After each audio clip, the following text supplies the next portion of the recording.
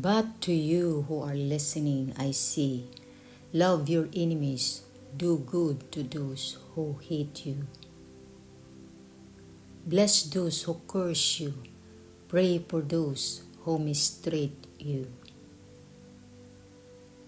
But love your enemies, do good to them, and lend to them without expecting to get anything back.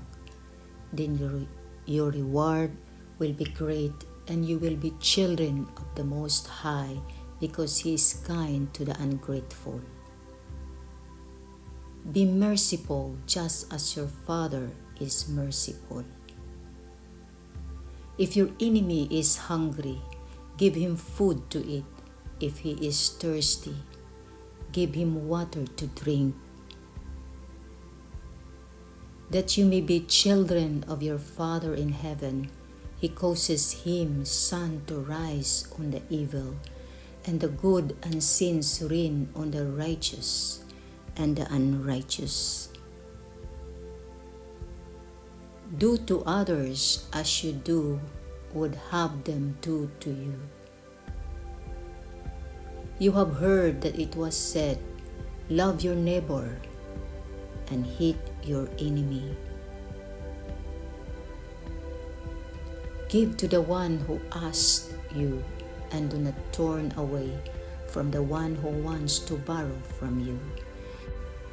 And pray for those who persecute you.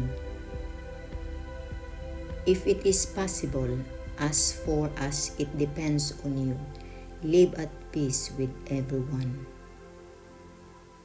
If you love those who love you, what reward will you get? Are not even tax collectors doing this? On the contrary, if your enemy is hungry, feed him. If he is thirsty, give him something to drink. In doing this, you will heap burning coals on his head. Do not take revenge, my dear friends, but leave a room for God's wrath. For it is written, it is mine to avenge, I will repay, says the Lord. And if you greet only your own people, what are you doing more than others? Do not even pagans do this?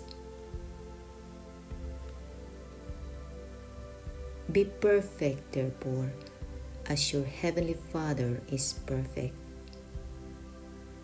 Do not repay anyone evil for evil.